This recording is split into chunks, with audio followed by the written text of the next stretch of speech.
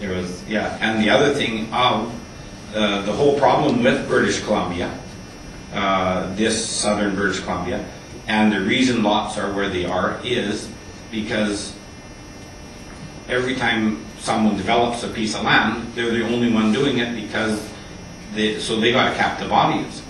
Because enough land out there to be able to go out. If we had 5 subdivisions going in Salmon Arm, and we had a choice for people to choose from which subdivision they wanted to build in, then all of a sudden the developer would say, okay, it cost me $50,000 to buy the land, it cost me $50,000 to develop it. I got to make $20,000, they'd be $120,000, or if it's the other way around, maybe they'd be $90,000. But if you're the only one that has it, and you can say I want 150, even though 90 would be sufficient, you're going to take the 150. So long as we do not have the lands available, this trend of basically, I call it oil company mentality, charge what you can, not what it costs you. And later, we will have a correction someday, and some of these guys might be out lots of money because their land values drop or whatever, who knows? I mean, we've seen it many times. So that's all I want to say to that. Thanks. Councilor Larson. Thank you. I've only been around and it happened once. So. Thanks for bringing this to us. This is a great issue. This is something we deal with on a daily basis. Where do we find lots? Where do we find houses for people? How do we accommodate all the people who want to live in Salmon Arm? Because arguably living in the best place on earth, this is the best place on the best place in the best place on earth, and so it's the best place in the world, some would say. So the demand is there, no question. Since 1998, house prices have, on average, have tripled. So what would have been $150,000 a 3-bedroom home is now $450,000, right? So that's something where you say no reasonably priced lots. That means no reasonably priced houses. It's gone up across the board. Council, those of councillors, I support infill and not sprawl. I think when it begins to it, I think we have to lessen the demand of certain types of R1 developments we're accustomed to here in Salmon Arm, and deal with some different things that we've been doing to support the younger people getting into the market and the people who don't earn $80,000 or $100,000 a year getting into the market, because it's not easy for them to do. I think in order to, if any person looks at the cost of infrastructure, like he says, and with a reasonable eye as a councillor on tax dollars, we have to support infill and not sprawl, because to outstretch your resources in infrastructure increases your maintenance cost, increases everything just to build it, and then we have to maintain it. So by sprawling and not using the infrastructure, like the example we've sent forward an application by Hillcrest to take some AOI. They said no way. So it's too bad, because the infrastructure is there to close to everything. We had a development this morning that makes sense to increase our thing. I think to look at Area B for an Area C for future R1 lots and Area A to get current lots out of. I think that's where we have to focus. We have to focus on how we can do that as a community. But I think in order to take some of that pressure off, I think this is the area down here where we have to build up our tax base by building up and increasing rents in our high density, and take some of that pressure off, so that some of the pressure is taken off of those R1 developments when they're up there and they're bidding more for these properties.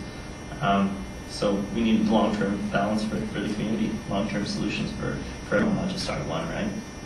Rich, poor, old, young, families, singles, and but for us to implement something like the land or change the land isn't Great Lakes a fair policy. I think we also have to let the market slow down a bit, because we've seen a bit of a cool off here, but who knows? It's all interesting, and I can't wait to work on our CP, because those are easy documents. So thank you. Councilor Flynn. Thank you, Worship. I just feel we're dealing with a chicken and egg issue here, and Councillor Lyson mentioned the FR up by Hillcrest, and to me that all the services are there. To me that shouldn't be in the ALR. It should be designed for R1 or R4, whatever was decided to be done with it, but it doesn't make sense that it's in the ALR, and we've got a real chicken or egg problem here. The ALC when we apply for anything residential, looks at our infill report and says, you've got thousands and thousands of R1 lots available. The report is what they're relying on, and relying on our OCP. And when we reviewed our OCP last time, we didn't take anything out of the ALR because we felt that they could then not agree to approve the OCP.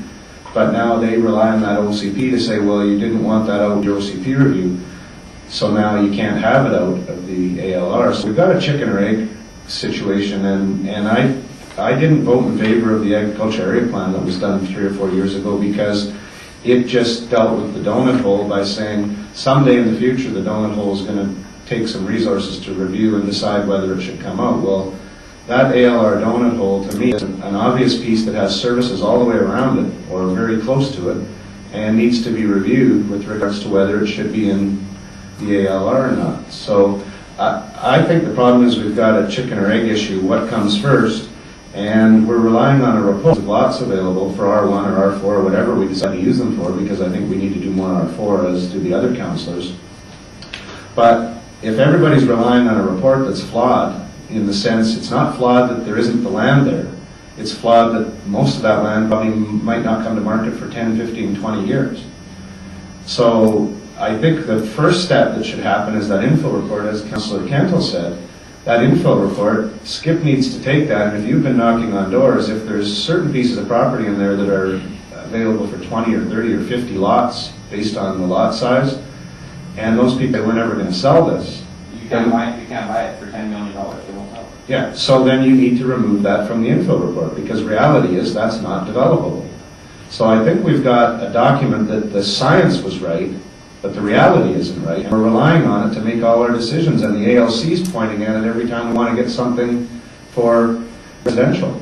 And that to me is the problem, and I would certainly rather see us deal with the donut hole than go straight up Mount Ida and build on the hill. I don't want us to go up. I'd rather see us build close down. So I think we need to look at, as Councillor Kendall said, to do back in the reality of can be developed. And somebody needs to take that on, and I don't know if we can or Scip can or how we can do that, but to me, that's part of the problem, is you've got a report that really isn't accurate, that's guiding the decisions that the ALC is making, that we're making, and I'm not sure that that's the best way to be working.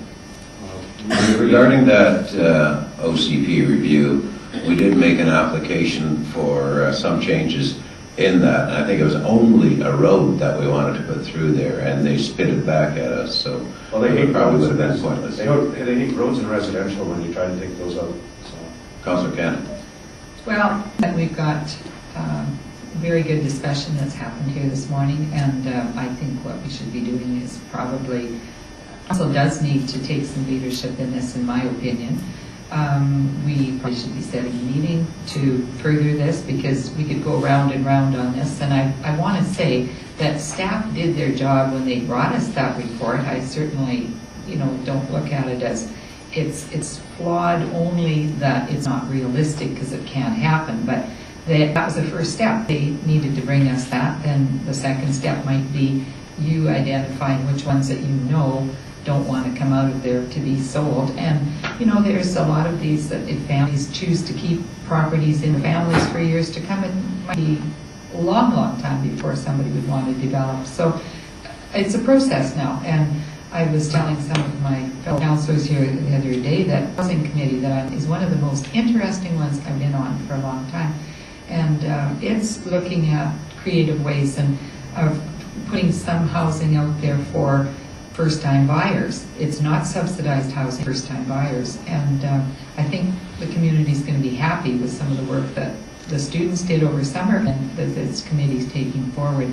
And then the industry needs to look at, it's a different segment of the market that you're looking at through Scip, because it's people that can go out and buy a lot and build.